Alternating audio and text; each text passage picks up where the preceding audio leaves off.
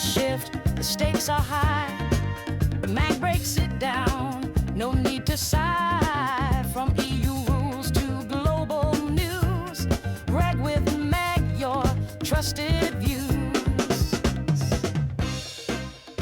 Welcome back to Reg with Meg, the podcast where we deliver regulatory news and share insights from medical device and IVD manufacturers. Today, we welcome back Dean Adair, MedOnVoice regulatory consultant whose specialty includes the New Zealand and Australian markets. Dean, welcome back to the show.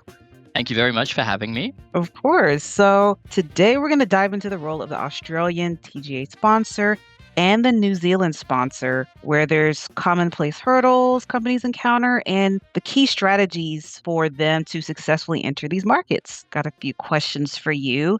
And I'll start off by the first one asking you, many manufacturers group Australia and New Zealand together when they're planning their market expansion. So from a regulatory perspective, what are the biggest differences companies should understand before entering these two markets? Yeah, absolutely. So the pathway to market placement is quite different. In Australia, the medical devices that you want to place on the market need to be included in the Australian Register of Therapeutic Goods, or the ARTG. And this is essentially a device application where you need to provide certain evidence that depends on the risk profile of the device. So if devices are not self-certified, you need some kind of conformity assessment evidence, such as that from an European notified body. TGA will then actually review the application.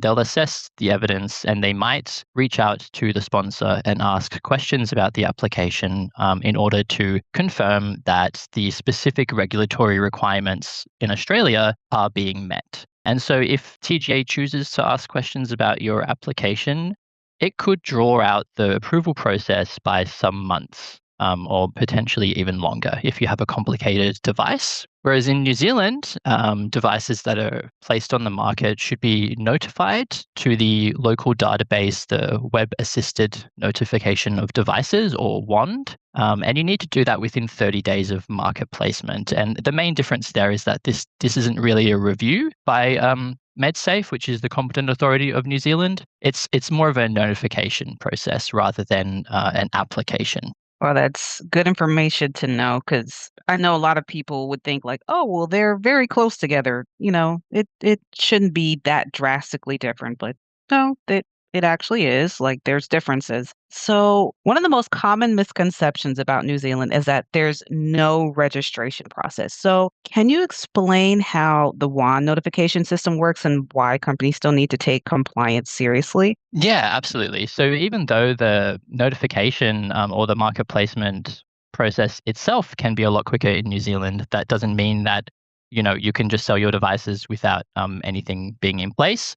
Of course, it's a responsibility to have a local sponsor who's liable for your device that's being placed on the market. And the notification process does involve answering certain questions about the device, its risk profile.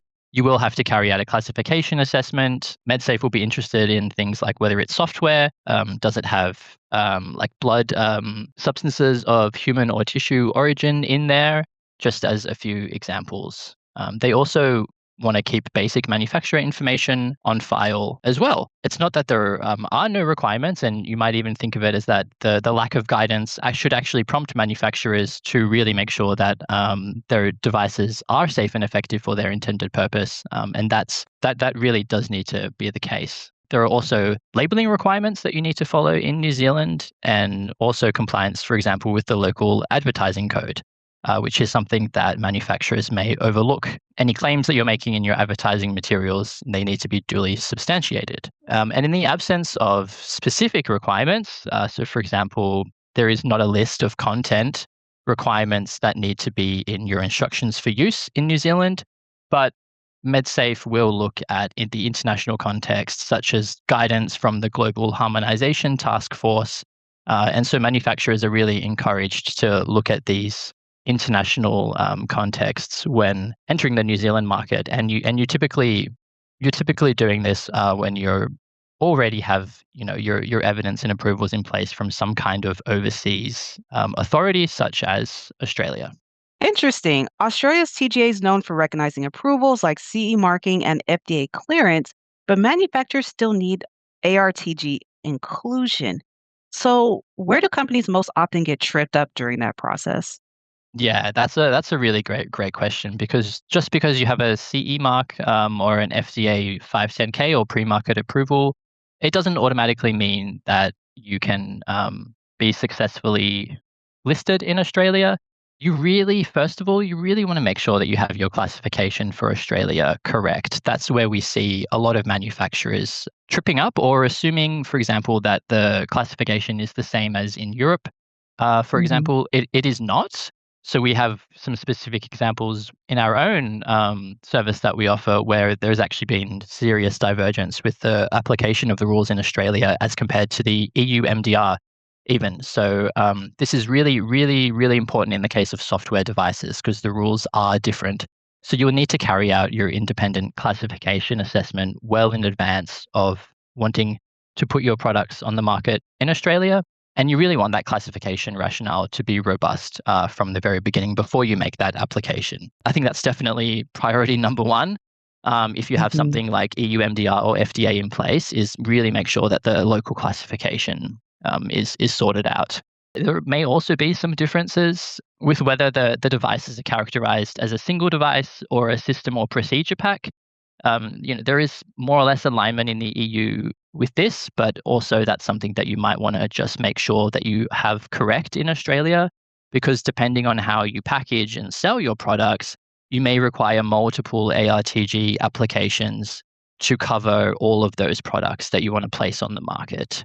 And a third example of something that I would really encourage manufacturers to look at is the clinical evidence requirements. So these also align with MDR fairly well. But of course, you're talking about the Australian population. So you need to make sure that you can either justify that your clinical evidence applies to the specific Australian population, or you could do that by saying that there are no differences, for example, with like the population that we studied for our clinical evidence and the Australian population. Or if that is not sufficient, you may actually have to do some local, a clinical trial or something on the Australian population. Of course, that would only be for very high risk devices. But for low risk products, there is still are quite substantial clinical evidence requirements. So that's really a third thing that you want to look at before you go to Australia. Love that. Classification is definitely important, which would be a good future episode that we could do on that. For manufacturers entering either market for the first time, how important is the choice of sponsor? And what risk can come from relying solely on the distributor to fulfill that role?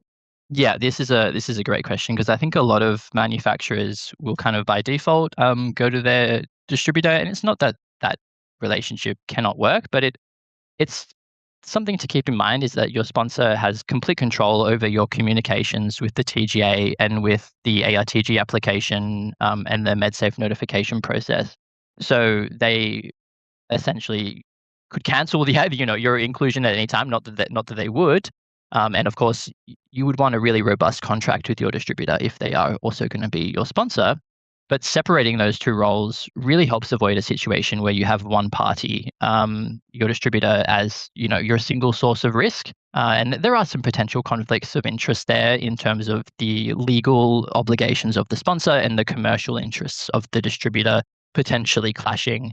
So the sponsor is really legally responsible for market placement, and a dedicated independent sponsor can help to separate out those responsibilities. For example, if your distributor goes out of business, you would only then need to locate another distributor. You wouldn't need to transfer your sponsor or ARTG listings to a different organization in that case. Makes sense. So, for post market responsibilities, which are often overlooked during market entry planning, what ongoing obligations do sponsors have in Australia and New Zealand once a device is already on the market? Yeah, absolutely. So the responsibilities overlap a lot. I think also for other markets, these things are relevant, but for sure, your story doesn't end there. As soon as you have your local approval, you really Hmm. need to be planning post-market surveillance from the beginning as well. And there are Hmm. specific legal requirements in both New Zealand and Australia for the sponsor to report the adverse events to the local authority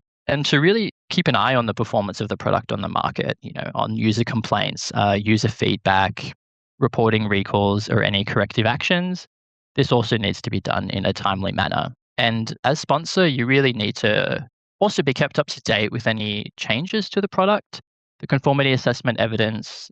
If that's updated, we may need to update that with the local authority as well. So manufacturers really need to be thinking about each change that is made to your device and what are the implications of that change. If a significant change is made to the product, you would need to determine whether you can make that change under the existing approvals, or you might need to make a new application because that change would result in essentially a new kind of device. Specifically to Australia, there's a specific post-market obligation to submit annual reports for Class 3 and Class 2B implantable devices. So that's a specific obligation to Australia that is on the sponsor and manufacturer for those classes of device. And I mean, just in general, your local authority has the right to request any kind of safety and performance information on your product, or for example, product samples. That's also an obligation, or rather, it's a right that the local authority has, and you'll be obliged to share those samples within a certain time frame. So you'll need to cooperate with your authority on all of the relevant post-market requests as well. Very good information. Post-market should be considered from the very beginning and not an afterthought. So, we often hear manufacturers ask whether Australia or New Zealand is the easier market to enter first. Is there some sort of strategic advantage to launching in one country before the other? What do you think? Yeah, I mean, I think this also really depends on your business needs at the time. As we've explained, the notification for New Zealand is quicker in terms of the process with the local authority. So if there's an urgent need for market placement, doing that, first, once you've checked that you have the necessary things in place, that's definitely possible. That notification, it would take less than a day to actually complete that. Though on the other hand, if you're not in a rush, going to Australia first might be a good idea. You can sort of build off of your Australian information and then do a little mini gap assessment and kind of apply that to the New Zealand market. I think that's a good approach. The notification in New Zealand also has a field where it asks for your ARTG number. So if you do have an ARTG number, you can add that to the notification. And I think that's also just recommended to include in the notification if you can. Interesting. Is it quicker in New Zealand because it's a smaller country? Is there another reason? Yeah, I mean, I think definitely the fact that they're a smaller market is part of the reason, and they can perhaps leverage, the approach and perspective of the authority in Australia, which may have more resources. But it's really like a lighter regulatory regime, I would say. But that, of course, is not to say that there is nothing that needs to be done. Good to know. So, when companies are expanding globally, they're often juggling EU, UK, Swiss, Australian, and New Zealand requirements simultaneously. So, what are some of the best practices for managing compliance across multiple markets without overwhelming internal teams? Yeah, I think a lot of manufacturers are struggling with this right now.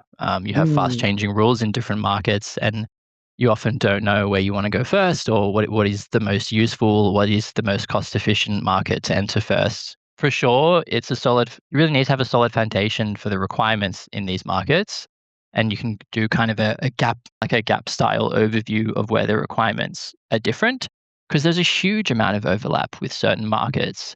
But at the same time, you can't just assume that everything is the same. So that can be really frustrating. One approach is to build kind of a master file for your device, and building one based on one of the more prescriptive regimes like the EU MDR that really prescribes your documentation requirements. That's not a bad idea. And then you can build out your kind of other market layer on top of that. So if you have an MDR file, you can build, your Australian layer on top of that MDR file, and that will work for sure for Australian application. That's totally fine. This a good example of this is really post-market surveillance, where you have PMS documentation that needs to cover multiple markets, but essentially the requirements are the same. So in some cases, just adding the reference to if you're writing an EU report, adding the reference to the UK market and the UK population, the volume of sales in that market that could be sufficient to cover the UK as well, provided you have those references in there. So I think, building off that master file is definitely a solid idea. And I mean, avoiding just duplication of work within your internal team structure. So it's challenging if you have limited resources, but I mean, I think a good idea is to have one team responsible for one thing. So for example, regulatory intelligence, if you have one team doing that rather than 6 different people, who also have expertise in other things, if all the updates are going through one team, I think that makes the most sense, for example, to avoid the duplication of efforts. Awesome. Love that for the teams listening now. If you're not doing any of these things, maybe potentially implement it into your team. Looking ahead, are there any regulatory trends or changes in Australia or New Zealand that medical device manufacturers should be paying attention to right now as they plan their upcoming commercialization strategies? Yeah, absolutely. I think just to hound at the point again on classification, TGA in Australia, they've changed a few years ago. They changed their classification rules for software. So it's just really important to make sure that your classification is correct and that it's kind of stays correct. But also kind of in global markets right now, we're seeing the UDI requirements and the UDI registration requirements really come into force. And this is the case in Australia as well. So you're going to have to prepare for this and upload your information to the Australian Unique Identification Database, or AusUDID. And that's something that the sponsor does on behalf of the manufacturer. So the mandatory dates are from July of this year for the highest risk devices. Not every device has to comply with these requirements, but a lot of them will have to. And so that's something to definitely look ahead at, and something that has changed quite recently. And it hasn't changed recently, but it's come into effect recently. So that's something for sure to look at before you want to enter Australia. This doesn't apply to New Zealand. Those registration requirements are something that TGA is going to want to ensure that it's all being completed. Excellent. And yes, MedEnvoy can help support you. And Dean, you'll be helping, if manufacturers go with MedEnvoy for their Australia or New Zealand sponsor, you'd be helping them with this, right? Yeah, absolutely. So we've already done a few AusUDID uploads for some of our customers. That all went well. And we're also available to support if you want to confirm your classification rationale before we do the application. We also look at that during our onboarding review, but we can definitely help as well with a deeper classification assessment for those kind of tricky devices that might be on the borderline. Well, that's all the time we have for today. And I want to give a special thank you to you, Dean, for joining us again and sharing your insights about New Zealand and Australia. Yeah, no worries. Thank you so much. And if you want to stay up to date with New Zealand, Australia, or other regulatory news, follow us on our Spotify for future episodes. We always have a new episode up weekly. Until next time, stay informed and always stay compliant. Bye, guys.